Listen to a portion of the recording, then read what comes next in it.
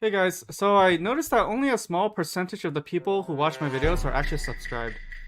So if you like my content, please consider subscribing and turning on notifications to make sure that my content gets to you on time. Hey guys, welcome to the part 2 of the assessing board strength guide. And this time we're going to be talking about mid-game board strength. So basically, mid-game board strength is just basically everything in the early game board strength video, but cranked up to like a lot more. And then in addition, there's a few more things you have to think about when it comes to mid-game. So the first, I'm going to highlight the 4 key points. The first one is to actually really truly balance out your frontline plus backline. And in general, when you try to balance out your frontline plus backline, your frontline items are a little bit more important than your backline items. Then number 2 is in mid game, there's a few meta warping champions or meta warping builds that you have to think about.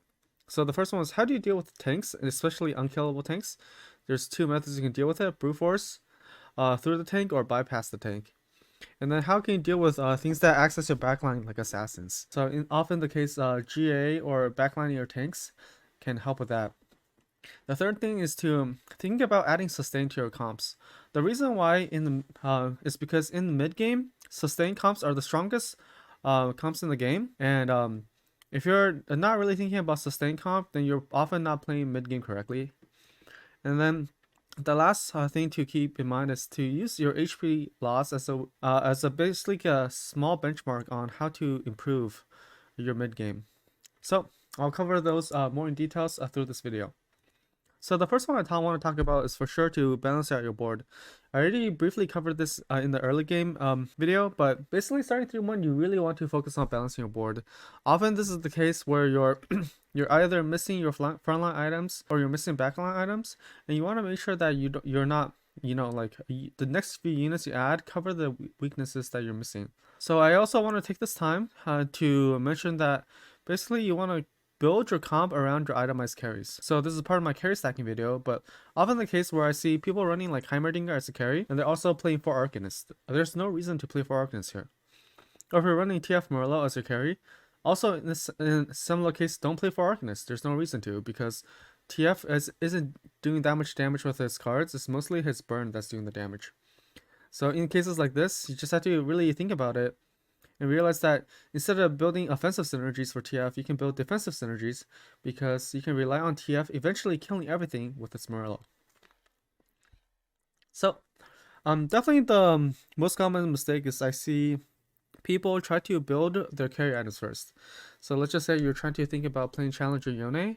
I see a lot of people try to build like GA, Last Whisper, IE first. And what they don't realize is that in general, the most HP is lost when your frontline is bad. This is because when you have a lot of frontline and very little backline, most of the fights are really, really long. And during really, really long fights, eventually your team whittles down the enemy team's frontline. And like eventually, like 1 or 2 units are usually left at the very end. I mean, there's some exceptions to this, such as if the enemy has a really strong frontline, then often you'll kill nothing. But for many of the fights, as long as your frontline is good enough, you'll kill most of the enemy units. But the similar case is not true if you have a lot of backline but very little frontline. Often if you have very little frontline, your team just dies before it can kill any units, and the fights are really short. So to give you an example on this, here's a game I played recently where my board on 3-1 and 3-2 has no frontline items. I have 3 Chemtech as my frontline, all level 1, and I have a 2-star Caitlyn as my backline. Here my team needs more frontline. Even though I have 2 backline units and 3 frontline units, I need more frontline still. Why? Because basically my frontline doesn't have any items. They're also not 2-starred, so they can't actually tank long enough. And plus, I have a 2 item Caitlyn, which is more than enough DPS, right? Like I don't need to add 4 snipers for this board. All I need to do is just keep my Caitlyn alive, and I have more than enough DPS. And given enough time, my Caitlyn will kill everything on the enemy board. So as long as I keep adding frontline, my board is gonna be strong. Now in this case, I made a very big mistake. I decided not to roll down. I don't upgrade my frontline, and I take a lot of damage entirety of stage 3 because my team is very weak. So, just wanted to show you why balance is important. Now, in stage 3, the things you really have to be concerned about is meta warping champions. So, in the current meta, the two essentially two meta warping champions, or like the two meta warping types of builds, is unkillable frontline like Vex tank and assassins. So for unkillable frontline, you really have to think about how can you actually either bypass it, or how and I'll talk more about this later. So how can you bypass it, or how can you brute force through it? And for assassins, how can you deal with assassins? And for assassins, it also includes with things like Lux. Sometimes uh what's called Lux can access your backline, and you have to think about how you can deal with that. So let's first talk about how to bypass the enemy front line. So let's just say the enemy has a really strong Vex. There's two main methods on how you can bypass it, or how you can deal with it. The first one is the brute force method. So for the brute force method, obviously for the brute force method, you just try to kill the Vex, one way or another. So two items that counter these turbo tanks is these these solos frontline tanks. Sunfire Merlot is really good because not only does it burn percent of their max HP, it prevents them from getting sustained. And then also items like Last Whisper to shred the armor, Giant Slayer to actually do extra damage to them, or Archangels for AP carry. And this will cause your carry to eventually kill their tank. Or finally, like a scaling unit like Trundle, Caitlyn, or Heimer. Basically, Trundle can steal AD, Caitlyn can eventually snipe the frontline, and then Heimer can eventually shoot out his triple shot, and eventually they will kill all the tanks by themselves. So that's a brute force method. And then there's the bypass method. So units like assassins can bypass the front line. Units like Malzahar can just simply cast their ability on the back line. And then Runon's Hurricane can just simply attack units behind the frontliner. Things like TF, for example, is like why does TF2, like Twisted Fate 2 with Merlot feel so stable? It's because they can often bypass the front line and directly access the back line and kill them very, very early into the fight. And this is also why Runon's Hurricane is considered best in slot on so many AD carries. It's because it bypasses all the tanks. It's extremely late game, but it's also extremely mid game. Extremely important mid game. So like right here, I have an example of my board. Now his board is very, very strong. He has four bodyguard with a really well stacked Darius. But because my board can actually bypass his front line, my Twitch can just jump straight to the back line. In this case, it might kill the Leona and then turn onto this Malzahar. And because I can do that, my board will eventually beat his board. Also because my Talon's jumping straight to his back line. Right. And then here also earlier we're talking about thinking about assassins. So when you're thinking about assassins, you kind of want to essentially position it in a way where if the assassins try to jump on your carries, they can get intercepted. So if the assassins try to jump on Kagura, they'll get taunted by my Leona, my Blitzcrank. And in a similar way, you should also think about how to deal with units like Lux if you see one in your lobby. So this is about covers on how to deal with meta warping champions. And then the third point I want to cover is sustain and stall comps. So the reason why I have a special category for sustain and stall comps is because sustain is essentially the king of mid game. And to really understand why, you kind of have to understand how damage works. Because in stage 3, it's often the case that people are still carrying their 1 cost or like their 2 cost carries. So sometimes instead of running your Yone with IE Hurricane, you have your S01 with S02 with IE Hurricane. And now the problem with that is that sustain, basically, if you think about it, like your late game Leona has to deal with the Yone tanks, right? And like they can survive Yone for a long time. But in the mid game, your Leona, when it comes to like when she's tanking an Ezreal, it's laughable how much damage Leona can tank from the Ezreal. So basically, because the damage is low, healing and sustain becomes incredibly strong. Most people's mid game comps simply can't do enough damage to even out damage like Taric and a Lulu, and the sustain comps and the stall comps just go infinite. And this is like really evident if you really think about how often you've been 7-0 by like a Vex with a Taric and a Lulu behind it, right? So these units like Lissandra, Lulu, Vex, Taric are simply the king of mid game because they help create sustain and stall comps. And the last thing that you really need to know about sustain and stall comps is that the most like broken way for this to be created is if you have like a unit with a lot of resistance. This is like Gargoyle, a Bramble, or Declaw, and they're also getting healed or shielded because the healing and shielding benefits from the resistance.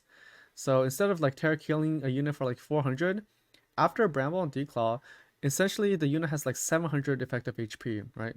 So this creates extremely oppressive stall boards where like it's almost impossible for your carry to out DPS the sustain. So here's like two examples of like generic stall comps, or like here's an example of a generic stall comp.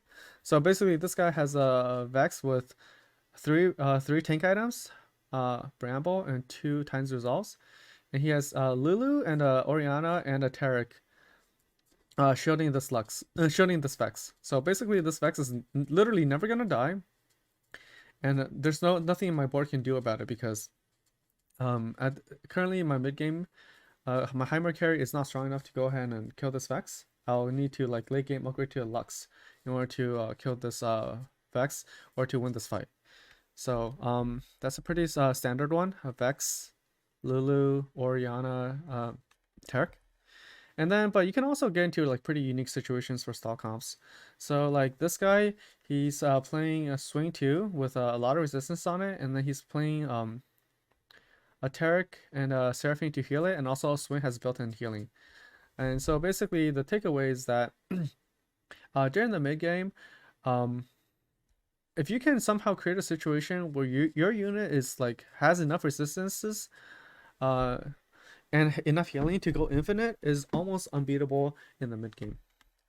And I definitely want to once again to emphasize that in the mid game, stall comps are just simply king. It's impossible. I would say impossible or near impossible to defeat a well built comp around stalling and healing. But if you had to like try to beat it, the easiest way is to like to deal with it the same way you do with unkillable frontline, where sometimes you can just bypass it with assassins. Sometimes you can use the Renown's Hurricane to bypass it. But Morello and Sunfire is definitely very, very important because it cuts down the healing from units like Taric by half.